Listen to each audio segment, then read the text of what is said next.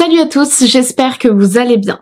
Aujourd'hui, je vais vous parler de la fusillade d'Aurora que j'ai déjà évoquée dans un thread Halloween quand j'avais partagé le témoignage d'une survivante.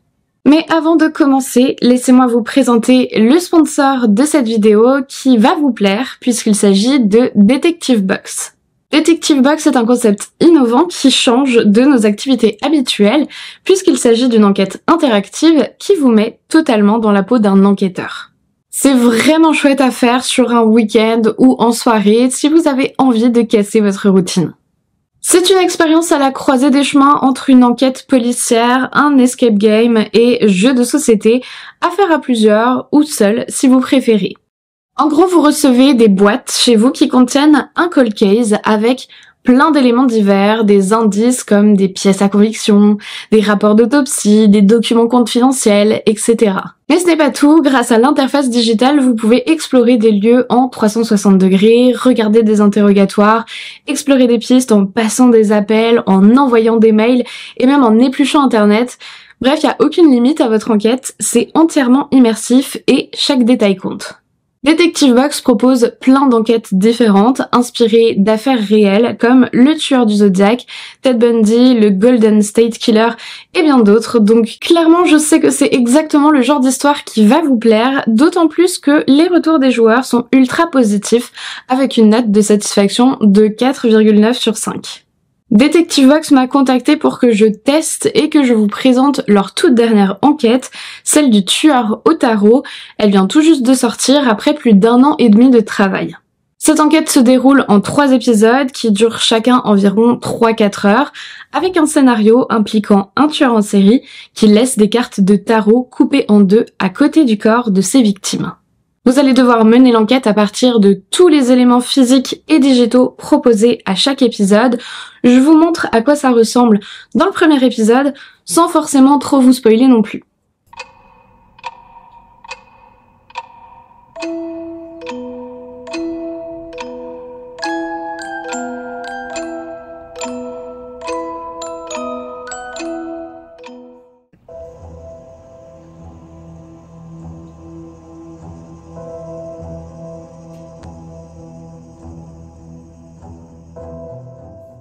À l'approche de Noël, Detective Box propose une réduction de 10% sur leurs enquêtes, mais ce n'est pas tout. Avec mon code SONIA10, vous pouvez bénéficier d'une offre de 10% supplémentaire, ainsi que de la livraison offerte. Vous n'avez qu'à suivre le lien qui s'affiche à l'écran et se trouve en barre d'infos pour profiter de cette très jolie offre. Je pense que ça peut être une super idée de cadeau à offrir pour Noël. C'est une activité qui change et puis il est encore temps de passer commande puisque la livraison est garantie en 2 à 3 jours ouvrés. Merci à Detective Box d'avoir été mon partenaire pour cette vidéo. Je suis trop contente de ce partenariat. Et maintenant, on va passer au sujet de notre vidéo. Alors, comme d'habitude, installez-vous bien confortablement, éteignez vos lumières et dès que vous êtes prêts, c'est parti.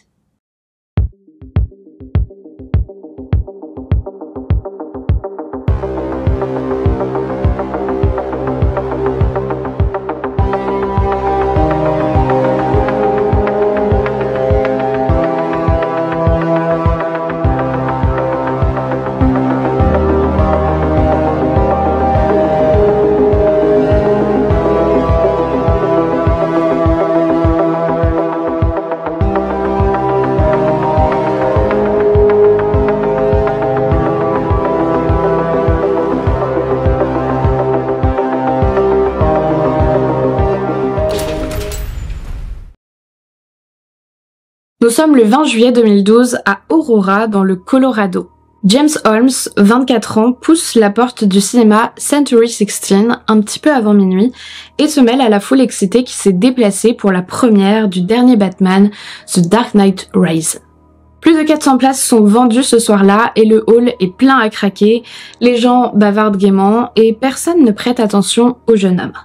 C'est vrai que malgré ses cheveux orange vifs et ses lentilles de contact noires, James Holmes se fond dans la masse. Beaucoup de spectateurs se sont déguisés et ils portent fièrement les costumes de leurs personnages préférés. Holmes s'avance vers le guichet, achète sa place et entre dans la salle numéro 9, qui est déjà bien remplie. Il s'assied seul au premier rang, au milieu des spectateurs impatients. Alors que les bandes annonces défilent à l'écran, il fait semblant de recevoir un coup de fil et s'éclipse discrètement par une issue de secours en veillant bien à bloquer la porte pour pouvoir retourner dans la salle. Il se dirige ensuite vers sa voiture, garée à seulement quelques mètres, pour récupérer son matériel. Il enfile son gilet pare-balles et plusieurs protections, notamment pour ses bras et sa nuque. Il met aussi des lunettes de protection et même un casque et un masque à gaz.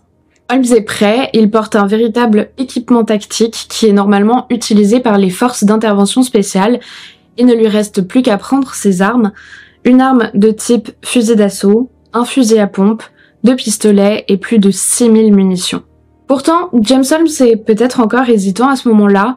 Vers minuit 25, il utilise son téléphone portable et appelle le numéro d'urgence de son université consacré à la santé mentale. Lorsqu'un opérateur décroche, Holmes reste silencieux pendant une dizaine de secondes avant de raccrocher. Plus tard, il explique les motivations derrière ce geste. Des doutes, j'imagine. Vers minuit 30 environ, il pénètre à nouveau dans la salle de cinéma par l'issue de secours et lance une bombe lacrymogène au milieu des spectateurs absorbés par le film. Il croit d'abord à une sorte d'événement promotionnel. Après tout, ça va assez bien avec l'univers de Batman. Mais l'air devient bientôt irrespirable et les spectateurs réalisent vite que c'est pas un simple coup de pub organisé par le cinéma. James Holmes, qui se tient devant l'écran, brandit son fusil à pompe et tire une première fois. Comme le film tourne encore, les spectateurs ne réalisent pas tout de suite ce qui est en train de se passer.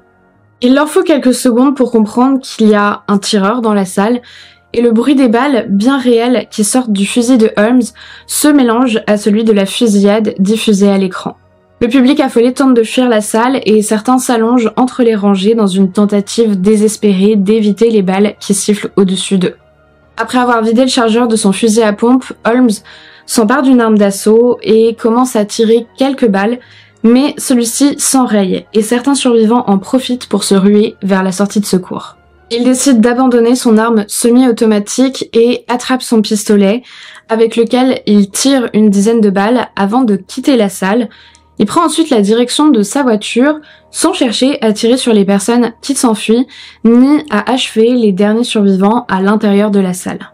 2 minutes. C'est le temps qu'il a fallu à James Holmes pour tuer 12 personnes et en blesser 50. Mais il n'a jamais réussi à expliquer pourquoi il était parti alors qu'il avait encore des centaines de munitions et qu'il aurait très clairement pu continuer son massacre. En tout, il y a eu plus de 40 appels passés au 911 par des spectateurs, mais aussi par des employés du cinéma. Les secours sont arrivés sur place très rapidement, moins de 2 minutes après le premier appel. Il faut dire qu'Aurora est située à seulement 30 km du lycée de Littleton, dans lequel a eu lieu la tristement célèbre tuerie de Columbine en 1999. C'est donc un état qui n'est malheureusement pas à sa première tragédie.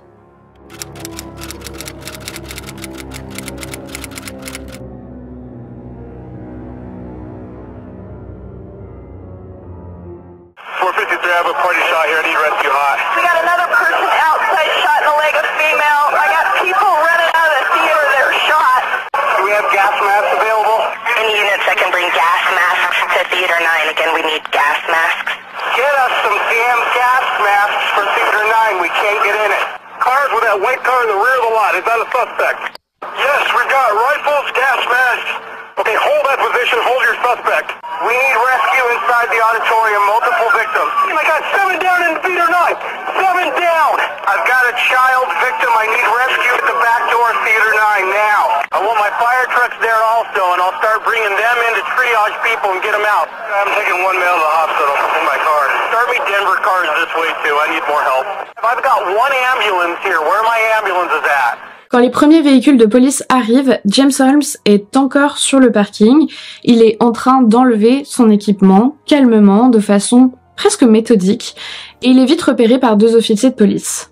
Holmes est menotté et il n'oppose aucune résistance à son arrestation. Les policiers diront par la suite que son attitude calme et posée contrastait étrangement avec le chaos qui régnait autour de lui.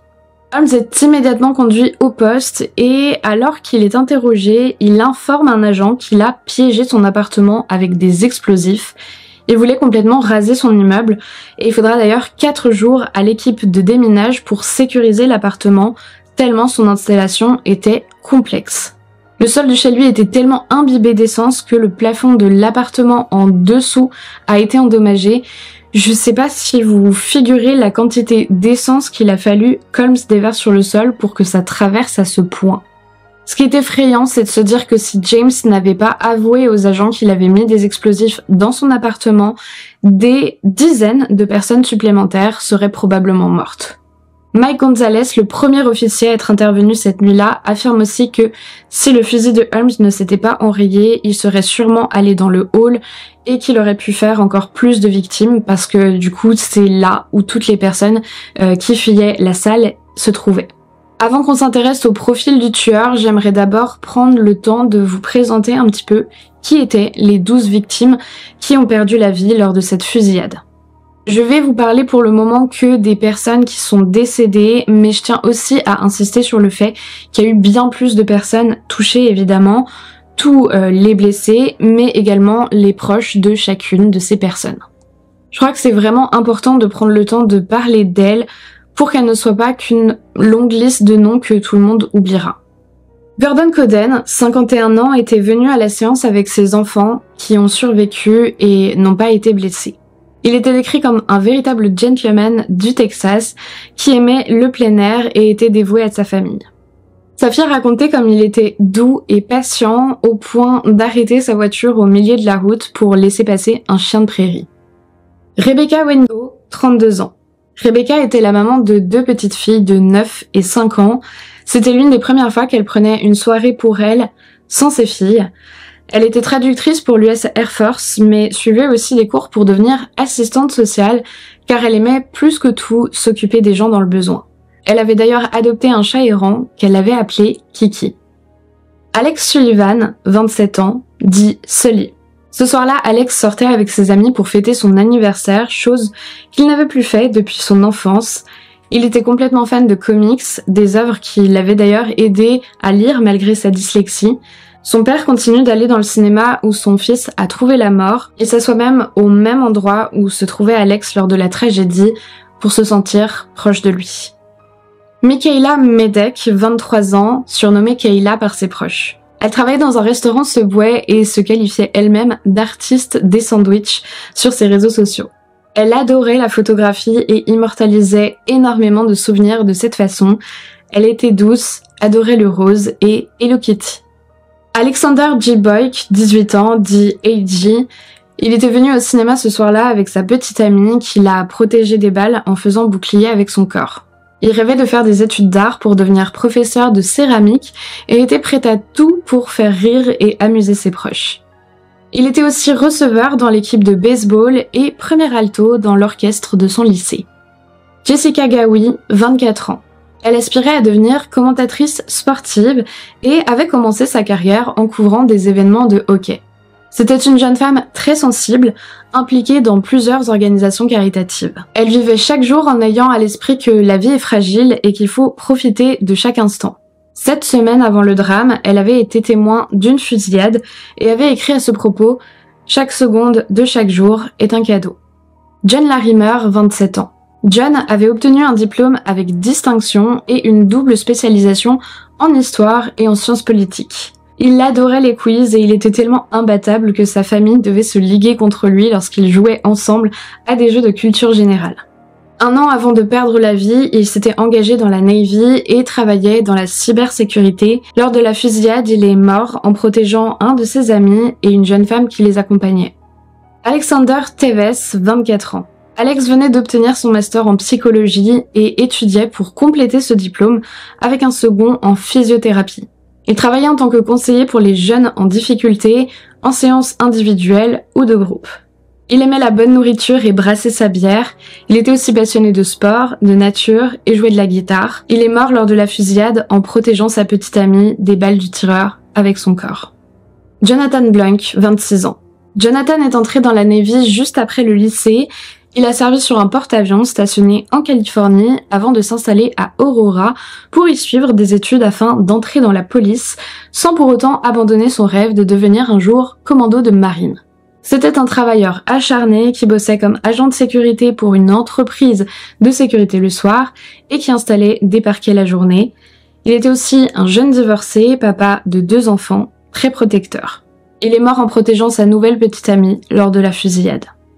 Matthew McQueen, 27 ans. Il travaillait dans un magasin Target. Il aimait le sport en général, mais plus spécialement le golf, le baseball et le football, ainsi que la musique. Il est mort en protégeant sa petite amie et son frère lors de la fusillade. Jesse Childress, 29 ans.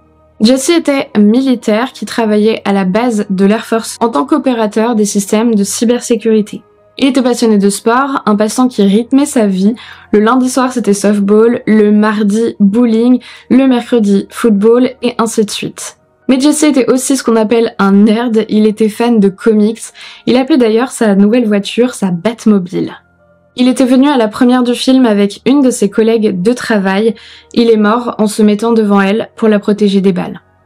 Veronica Moser Sullivan, 6 ans. Ce soir-là, la maman de Veronica fêtait avec sa famille les premières images de l'échographie de sa grossesse qui allait donner naissance au petit frère ou à la petite sœur de Veronica. La petite fille était une enfant joyeuse, très extravertie et énergique, qui n'avait pas peur de parler à tout le monde. Elle était particulièrement curieuse, adorait lire, parler et aller à la piscine. Elle est malheureusement décédée de ses blessures avant d'être évacuée de la salle de cinéma. Maintenant, on va passer à la partie la plus longue de cette vidéo qui est le profil du tueur. Alors bien sûr, le but, c'est pas de lui accorder beaucoup d'attention pour le glorifier, mais vous le savez, j'aime bien développer la partie psychologique quand c'est possible. Or là, dans le cas de James Holmes, il y a énormément de données et de points qui méritent d'être cités et approfondis, parce que vous allez le voir, mais c'est vraiment un cas de tueur de masse un peu différent de ceux qu'on a l'habitude de voir. Bien sûr, tout ce dont je vais parler n'a pas vocation à excuser son geste, vous avez l'habitude, hein. Par contre, je suis persuadée que c'est important d'analyser toutes ces données parce que on peut en tirer des leçons.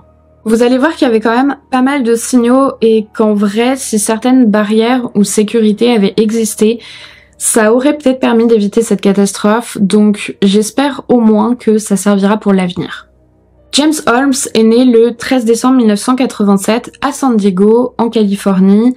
Il est l'aîné de la famille et a une petite sœur de 5 ans de moins que lui. Ses parents sont de la classe moyenne supérieure, ils ont un bon niveau de vie.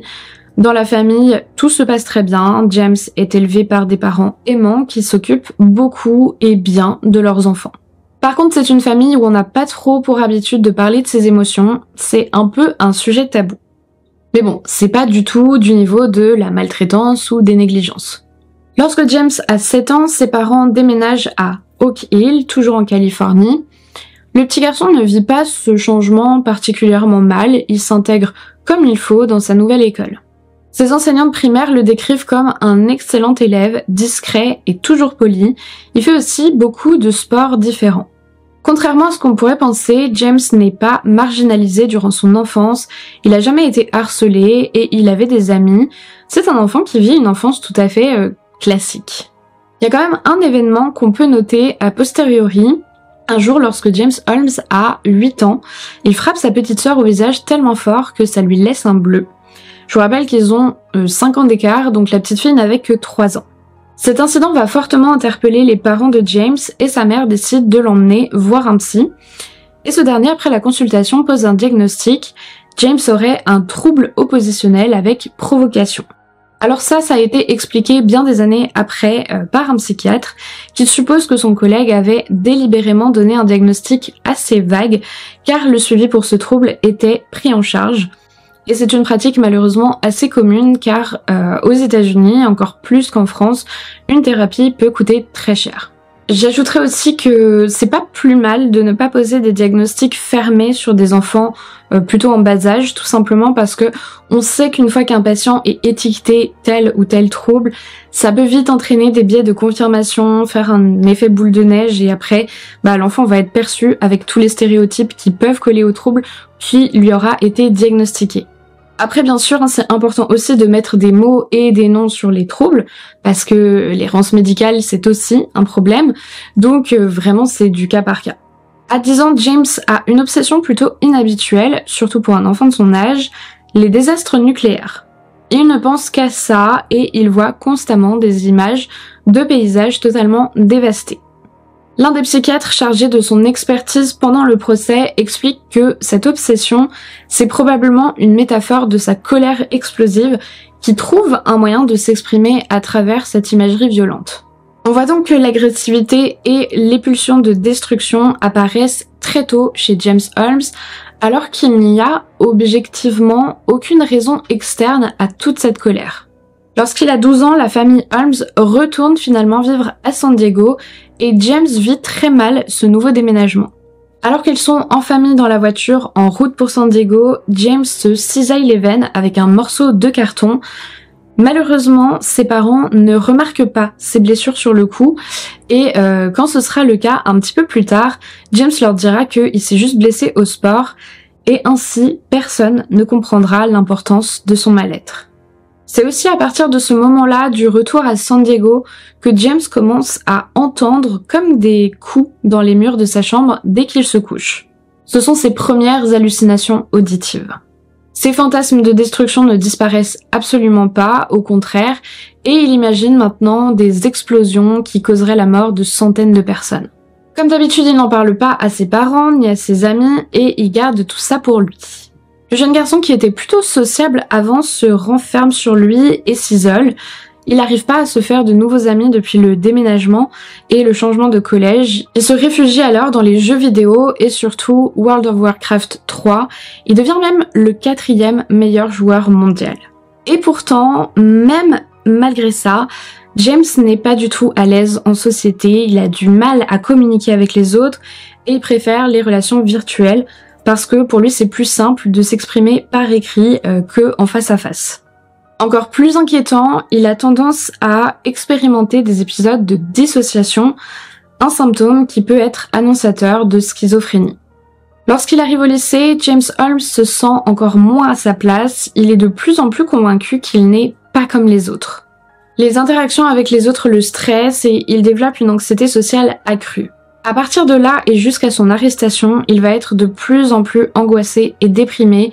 Il développe un trouble de trichotillomanie, c'est-à-dire une sorte de compulsion qui pousse à s'arracher les cheveux et ou les poils.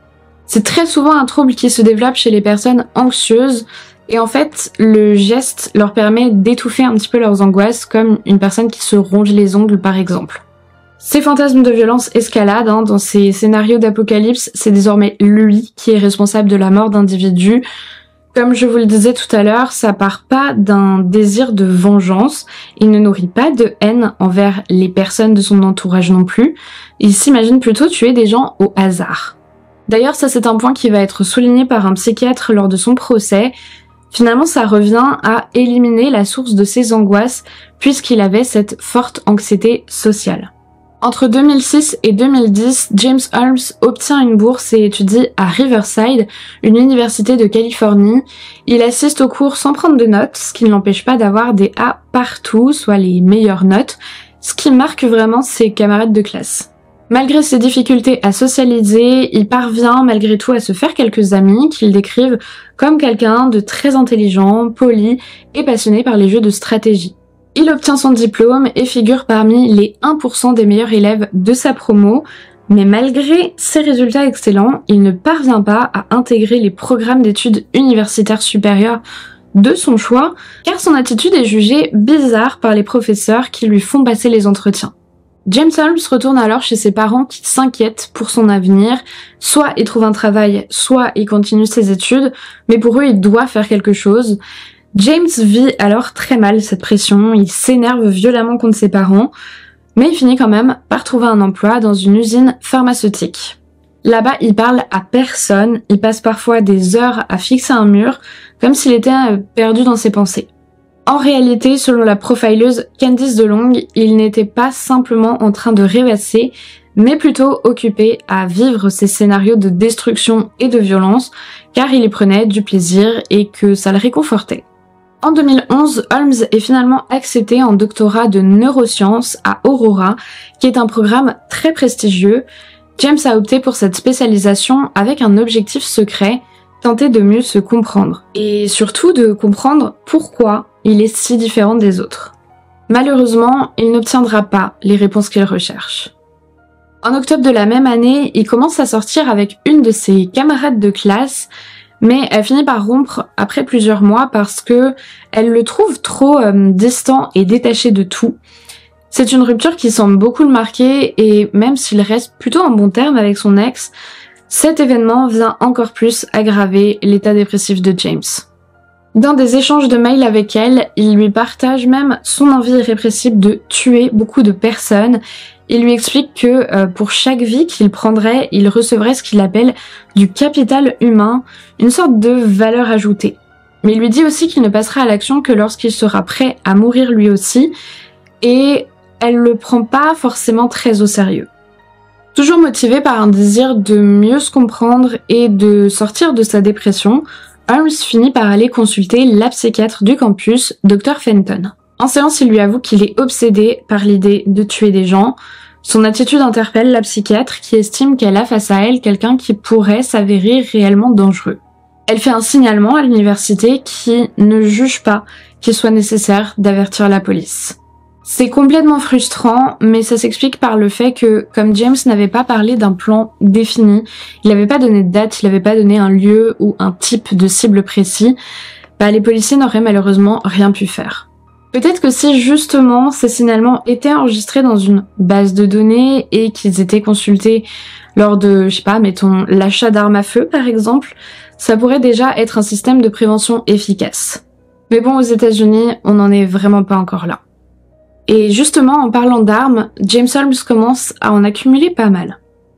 À l'université, son comportement inquiète de plus en plus ses professeurs. Il tient souvent des propos incohérents et met les autres étudiants très mal à l'aise.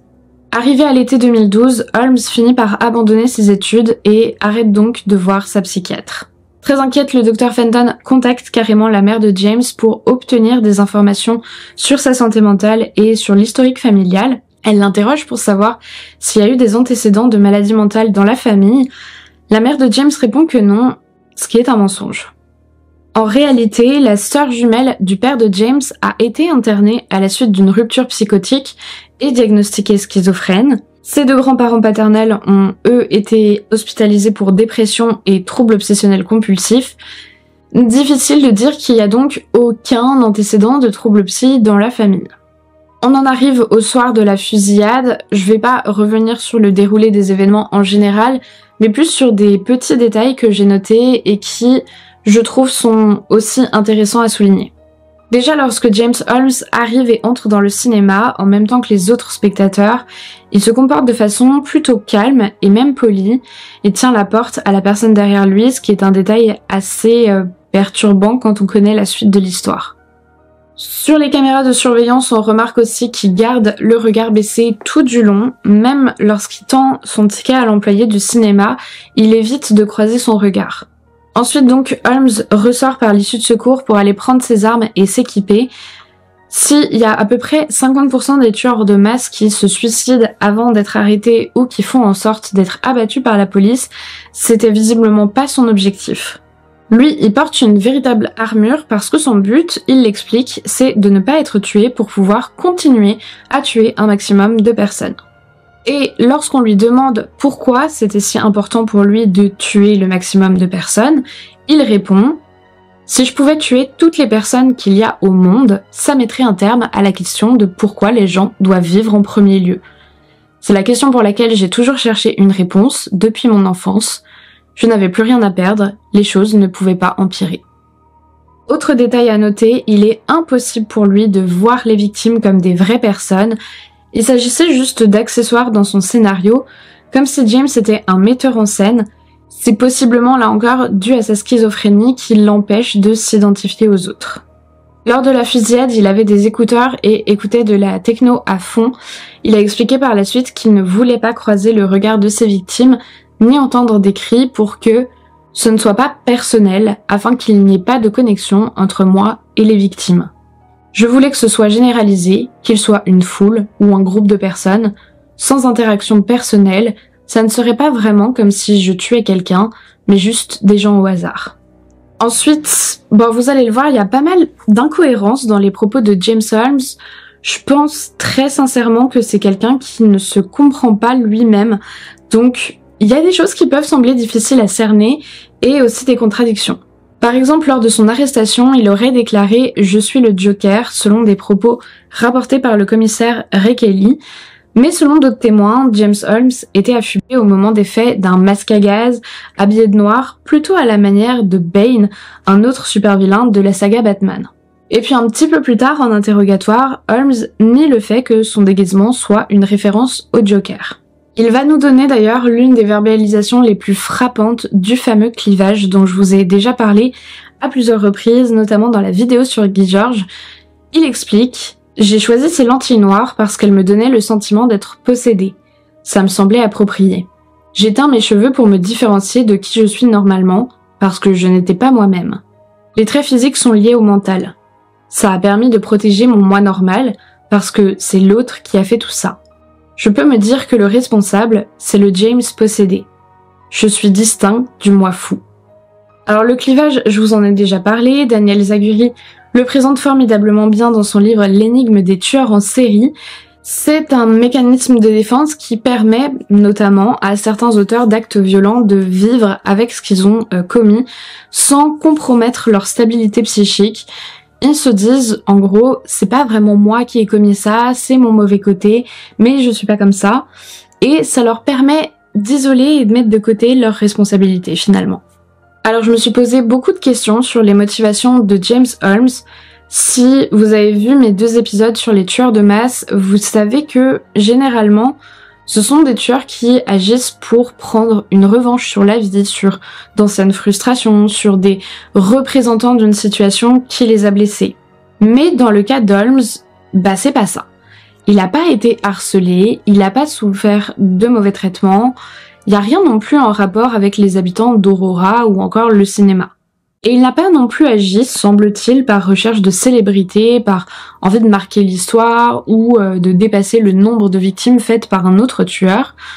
Non, lui, dans son cas, c'est plus difficile à comprendre. D'ailleurs, lui-même n'a jamais complètement été capable de l'expliquer. Je pense quand même avoir décelé des choses, notamment une logique complètement dysfonctionnelle sur un fond de dépression grave. Déjà, vous l'avez compris, James Holmes était, et je pense est toujours, atteint par une dépression extrêmement sévère.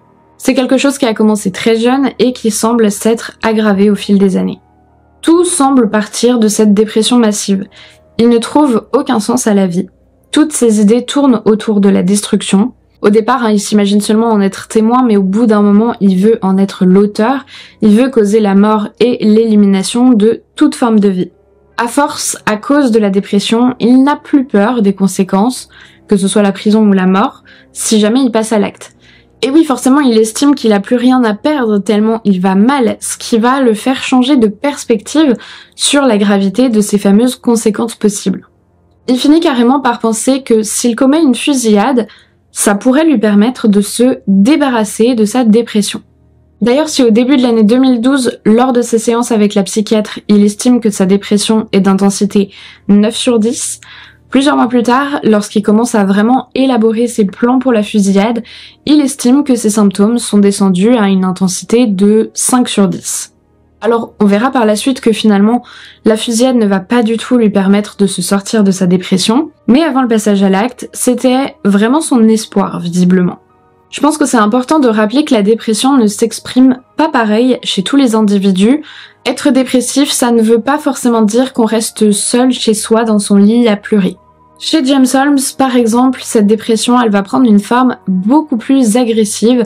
Il n'y a pas tellement d'apathie de son côté, mais une énergie particulière qui le pousse à faire du mal. La plupart du temps, cette énergie dans la dépression, elle se tourne vers la personne elle-même. C'est dans ces cas-là qu'on voit des comportements autodestructeurs, de la mutilation, voire des tentatives de suicide. Et chez Holmes, ça a été le cas pendant des années, mais petit à petit, ces pulsions se sont tournées vers l'extérieur. On peut clairement supposer que sa volonté de faire du mal à un maximum de personnes est un transfert de toute la haine qu'il aurait pu avoir pour lui-même. Il parle beaucoup de ses antécédents d'idées suicidaires et des fantasmes d'homicide qu'il a depuis des années. C'est la préoccupation de sa vie. Il est consumé par ses idées suicidaires et comment vivre avec. Ensuite, je vous parlais à l'instant d'une logique dysfonctionnelle. En fait, il y a une notion qui revient très très fréquemment dans le discours de James Holmes, c'est celle de la valeur de l'être humain. Or lui estime que tuer des gens, ça lui permet d'augmenter sa valeur. Et il est conscient que c'est pas du tout le cas aux yeux de la société, que le fait d'être un tueur va, pour le commun des mortels, diminuer sa valeur, mais il reste persuadé, il a raison, les autres ont tort, tuer, ça va augmenter sa valeur. Alors lui-même est incapable d'expliquer pourquoi il pense ça. Moi, je me dis que potentiellement c'est parce qu'il prend un pouvoir divin, celui de vie ou de mort sur les autres, mais c'est qu'une supposition parce que vraiment lui n'a jamais su l'expliquer. Il dit juste genre c'est comme ça. À ça s'ajoute une recherche obsessionnelle pour comprendre quel est le but de la vie. J'ai le sentiment que James Holmes n'a jamais réussi à se confronter à l'absurdité de l'existence. Il n'y a pas de réponse universelle à cette question. Chacun trouve le sens et l'objectif qui lui convient, ce qui revient au final au fait qu'effectivement, il n'y a probablement pas de sens à la vie. Et ça, c'est quelque chose d'insupportable pour Holmes, ce qui le conduit par le biais de sa dépression massive à se dire « à quoi bon vivre ?» En plus, c'est une pensée très perverse parce qu'elle revient aussi à se dire « si la vie des gens n'a pas de sens, finalement, c'est pas si grave que ça de les tuer. Les choses sont relatives, il n'y a pas de bien ou de mal. Quel est le sens de la vie? Si on anéantit toute forme de vie, alors il n'y a plus besoin de se poser cette question. » Lors de son premier interrogatoire, quelques heures après la fusillade, James Holmes demande presque instantanément la présence d'un avocat en justifiant « C'est ce que je suis supposé faire, je sais que je vais avoir des problèmes parce que j'ai tué beaucoup de gens. » Il demande également aux policiers si des enfants ont été victimes dans la fusillade et exprime une inquiétude quant à cette possibilité parce que selon lui, les enfants sont très innocents. Science victim services unit, children something. Yeah, well, yeah. What about that? There wasn't any children hurt, was it? I don't know. We'll get to that. I don't know. Okay. Le lendemain, lorsqu'il apprend le décès de la petite Veronica, James Holmes se dit triste. Le 23 juillet 2012, soit seulement 3 jours après la fusillade, James Holmes comparaît pour la première fois devant le tribunal de Centennial au Colorado. Plusieurs témoins ont rapporté qu'il avait l'air confus et hébété, comme s'il ne réalisait absolument pas ce qui se passait autour de lui. Il s'est pas adressé une seule fois au juge et il ne l'a même pas regardé dans les yeux. Encore une fois. Vu la nature des charges qui pèsent contre lui, Holmes n'a pas la possibilité d'être libéré sous caution et il réintègre le centre de détention d'Arapahoe dans l'attente de son procès où il est placé sous surveillance anti-suicide. Les chefs d'accusation déposés par l'accusation comprennent 12 cas de meurtre au premier degré et 116 cas de tentative de meurtre. Son procès ne débute que le 27 avril 2015, notamment parce que de nombreuses expertises psychiatriques ont été demandées par la défense, mais aussi par l'accusation. Dans ce cadre, Holmes a été expertisé par 4 spécialistes différents qui ont posé plusieurs diagnostics différents. Oui bon, c'est assez classique évidemment, et encore une fois, la preuve que la psychiatrie reste une science humaine qui varie en fonction des experts qui examinent, du temps, etc. Les 2 premiers psychiatres recrutés par les avocats de James ont identifié des troubles schizophréniques et psychotiques. C'est une formulation qui reste légèrement vague, mais qui tend plutôt vers la gravité des troubles, puisque forcément la défense va probablement tenter d'appuyer sur cet argument-là pour minimiser la responsabilité de l'auteur. Un autre psychiatre nommé par la cour affirme qu'étant donné les antécédents psy dans la famille de James, il était prédisposé à la maladie mentale. Il lui diagnostique un trouble psychotique et une dépression. James aurait aussi dit à ce psychiatre qu'il avait 2 identités et qu'une seule d'entre elles était normale.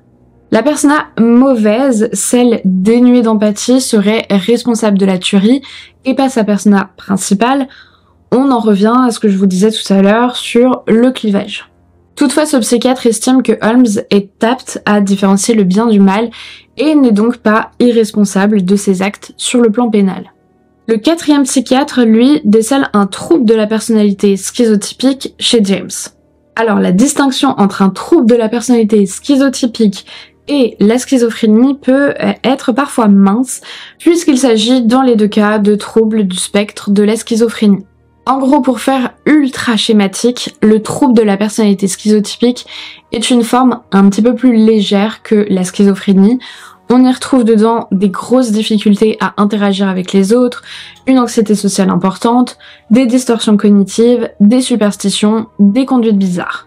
Tandis que dans la schizophrénie, on verra des idées délirantes, des hallucinations, un discours incohérent et désorganisé, des attitudes grossières ou de la catatonie et des symptômes dits négatifs comme du repli sur soi, un manque d'énergie, un émoussement affectif, très peu de paroles, bref, c'est négatif dans le sens moins.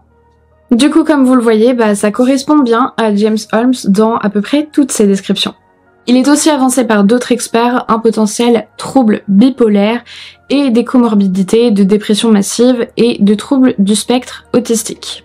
En tout cas, ce qui ressort de ces évaluations de façon assez unanime, c'est que malgré tous les troubles psychiatriques et psychologiques de James Holmes, il est considéré comme apte à être jugé et à répondre de ses actes devant un tribunal.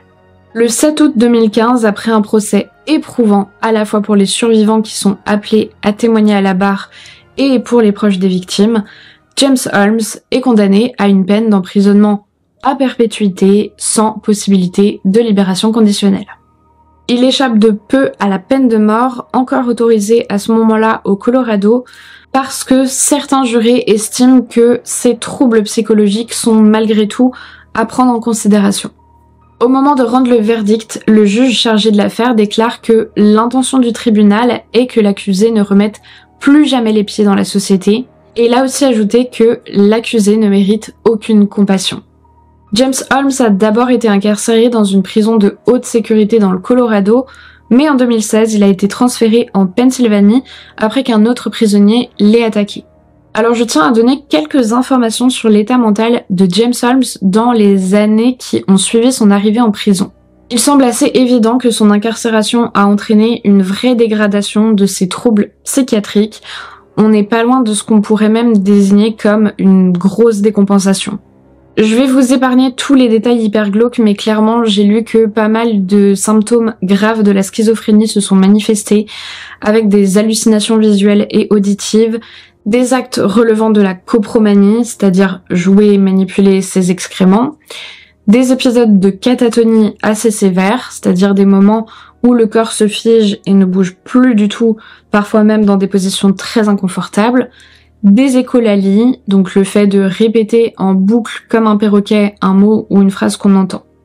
Bref, c'est franchement pas joyeux, et bien que j'ai pas de compassion pour Holmes, je dois dire que avoir lu tout ça sur son état en prison ne m'a apporté aucun réconfort, ça m'a juste mis très mal à l'aise d'imaginer cette personne qui est malade et qui n'est juste pas traitée. D'ailleurs, ses idées suicidaires et ses envies de meurtre ne semblent pas lui être passées, et il aurait déclaré qu'il avait déjà pensé à comment s'y prendre pour mettre fin à ses jours dans sa cellule, même si le fait qu'il soit constamment sous surveillance et la perspective de souffrir l'en ont dissuadé jusqu'à présent. Pour être très honnête, je pense que c'est un détenu qui présentera toujours un risque de suicide élevé. J'ai franchement pas l'impression que la prison soit un endroit qui puisse lui apporter ce dont il a besoin pour vivre de façon équilibrée avec tous ces troubles. Bon, eh ben écoutez, je pense que je vais arrêter de parler de James Holmes. J'ai pas mal fait le tour de son cas, même si évidemment il y a encore plein de petits détails que j'ai pas pu inclure dans cette vidéo. Par contre, j'en ai pas terminé avec cette vidéo dans son ensemble et j'aimerais aborder plusieurs points supplémentaires, plutôt autour des conséquences qui ont suivi la tragédie. Au début de la vidéo, j'ai parlé des personnes qui avaient trouvé la mort le 20 juillet 2012, mais j'aimerais prendre un petit moment pour évoquer certaines victimes secondaires dont la vie a complètement basculé après la tragédie. Ashley Moser, la mère de la petite Veronica qui est décédée dans la salle de cinéma, était enceinte lorsqu'elle a été touchée à la poitrine. Elle a fait une fausse couche une semaine après et elle est désormais paraplégique. C'est donc 2 enfants qu'elle a perdus cette nuit-là et un énorme handicap qui la marquera à vie. Caleb Medley a perdu son œil droit et n'a pas pu assister à la naissance de son premier fils car il avait été placé dans un coma artificiel.